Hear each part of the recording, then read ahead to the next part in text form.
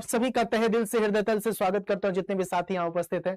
ध्यानपूर्वक देखिएगा प्रश्न की प्रकृति। यहाँ पे मैं कहना ये चाहता हूं अंततः फाइनली कि सबसे पहली बात आपको ये जानकारी देना चाहता हूं, जो भी साथी उपस्थित हैं, कि ये जो नोटिफिकेशन आया हुआ था, आपको बता दो, इसमें 3 नवंबर को आया हुआ था, 3 नवंबर को अपडेट हुआ था, जिसमें शुद्धि पत्र में आपको ये जानकारी दी गई थी। शुद्धि पत्र के माध्यम से आपने देखा था, आपने जाना था क्या, ये वैकेंसीज, ये कुल वैकेंसीज हैं। अगर आप इसको ऐड करें तो टोटल 209 वैकेंसीज हैं टोटल। ठीक है, तो प्रॉपर तरीके से आप देख सकते हैं, सारी चीजें आपके सामने हैं। और जाहिर सी बात है, ये जो है असिस्टेंट अकाउंटेंट की वैकेंसी है। किसकी वैकेंसी है? असिस्टेंट अकाउंटेंट की, असिस्टेंट अकाउंटेंट की वैकेंसी है। असिस्टेंट अकाउंटेंट मतलब सहायक लेखाकार की वैकेंसी है। इसके लिए जो योग्यता है, आपको योग्यता से परिचित करवाऊं। योग्यता है इसमें वाणिज्य से स्नातक चाहिए, मतलब कॉमर्स, बीकॉम चाहिए। राम राम, नमस्कार सभी को। तो जाहिर सी बात है, पहली बात ये आती है कि वाणिज्य से स्नातक चाहिए। अब बात आगे मैं आपको बताने का जो प्रयास करना चाहता हूं, सभी साथी जो यहां पर उपस्थित है, देखने का प्रयास करिएगा। जो मैं मूलतः आपसे बातचीत करना चाहता हूं, जो यहां पर है, उसमें सबसे अहम बात, कुछ महत्वपूर्ण बात आपसे करूंगा।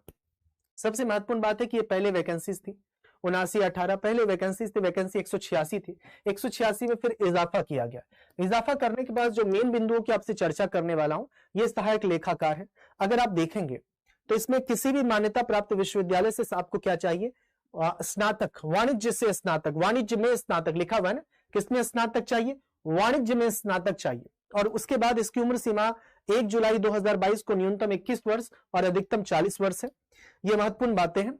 फिर हम आगे चलेंगे तो आगे जो है यहां पर जो बातें वेतनमान की जहां तक बात की गई, वेतनमान भी बहुत बेहतरीन है। तो उस बात समझने वाली बात है कि इसकी जो वैकेंसीज है, जहां तक बात करें, बीबीए नहीं चलेगा, वाणिज्य से स्नातक चाहिए। बार बार आपको बताने का प्रयास कर रहा हूं, वाणिज्य से स्नातक चाहिए, वाणिज्य से स्नातक चाहिए। इसमें साफ लिखा हुआ है, मैं किसमें कुछ नहीं कर सकता हूं। अब इसमें जैसे बोर्ड है, बोर्ड के अनुसार ये सारी बातें लिखी गई हैं। तो कहने का मतलब साफ है, वाणिज्य से स्नातक चाहिए। दूसरी बात है उम्र सीमा की, जहां तक बात मैंने आपसे चर्चा की, अभी कुछ देर पहले मैंने आपको जानकारी दी। उम्र सीमा तक जहां तक चर्चा की, आपको साफ तौर पे यह दिख रहा होगा। उम्र सीमा दिनांक 1 जुलाई 2022 को न्यूनतम 21 वर्ष और अधिकतम 40 वर्ष की होनी चाहिए। ठीक है, यह बात बहुत जरूरी है। दूसरी बात, वेतनमान, वेतन मैट्रिक्स लेवल 5 में वेतनमान रुपए 29,894,300 एवं अन्य भत्ते Uttar Pradesh power corporation limited के नियमानुसार देय होगा। ठीक है, तो मतलब कि हैंडसम अमाउंट भी है। और चूंकि पद जो है गरिमापूर्ण पद है, एक अपने आप में स्टैंडर्ड पद है, तो इसका ध्यान रखिएगा। तो ये महत्वपूर्ण बात है। अब रही बात कौन कौन इस फॉर्म को फिल कर सकता है, उसके पहले कुछ सिलेबस की आपसे चर्चा करना चाहूंगा। सिलेबस सबसे बात है, अहम बात इसमें है सिलेबस। जहां तक आपसे बात की जाए तो आपको 2-3 बात बताता हूं। सिलेबस, सबसे पहली बात है लिखित परीक्षा जो होंगी, जो लिखित परीक्षा होंगी, देखिएगा ध्यान से। जो यहां पर लिखित परीक्षा की यहां पर जो चर्चा की गई है, एक बार सभी को बताना यह चाह रहा हूं। लिखित परीक्षा, कौन सी परीक्षा? लिखित परीक्षा। यहां पे दोस्तों जो लिखित परीक्षा की बात की गई है, लिखित परीक्षा सीबीटी होगा, कंप्यूटर बेस्ड टेस्ट होगा। दूसरी बात है फॉर्म फिल कर सकते हैं, अभी डेट है आपके पास। ठीक है, लिखित परीक्षा सहायक लेखाकार के पद पर विद्युत सेवा आयोग के माध्यम में सीधी भर्ती, वस्तुनिष्ठ प्रकार की लिखित परीक्षा होंगी। कैसी? ऑब्जेक्टिव टाइप क्वेश्चन होगा, कंप्यूटर बेस्ड टेस्ट होगा। सीबीटी का मतलब होता है कंप्यूटर बेस्ड टेस्ट, मतलब ऑनलाइन। दूसरी बात है सहायक लेखाकार के पद पर विद्युत सेवा आयोग के माध्यम से सीधी भर्ती होगा। और प्रथम भाग में लिखा हो, प्रथम भाग 50 प्रश्न एवं द्वितीय भाग 150 प्रश्न के होंगे। प्रथम भाग में 50 प्रश्न और द्वितीय भाग में कितना? 150 प्रश्न होंगे। लिखित परीक्षा जानना जरूरी है। उसके बाद सिलेबस आपको बता दूंगा। प्रथम भाग क्या है? प्रथम भाग की लिखित परीक्षा सीबीटी होंगी, कंप्यूटर बेस्ड टेस्ट होंगे। इसका जो है, इसमें आपको सर्टिफिकेट नहीं चाहिए, टेस्ट होगा। 2-1 ओ के स्तर पे, ओ लेवल के स्तर का कंप्यूटर ज्ञान से संबंधित सवाल पूछे जाएंगे। एक प्रश्न पत्र होंगे, कितने?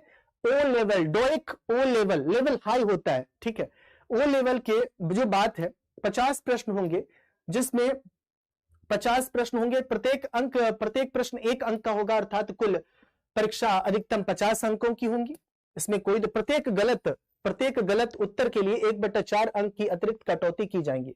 अब बात यह है कि इसमें देखिए मोटे अक्षरों में लिखा गया, बोल्ड में साफ तौर पे लिखा गया है, ध्यानपूर्वक देखिएगा। नहीं 18 की उम्र के हैं तो आप फॉर्म नहीं फिल कर सकते हैं।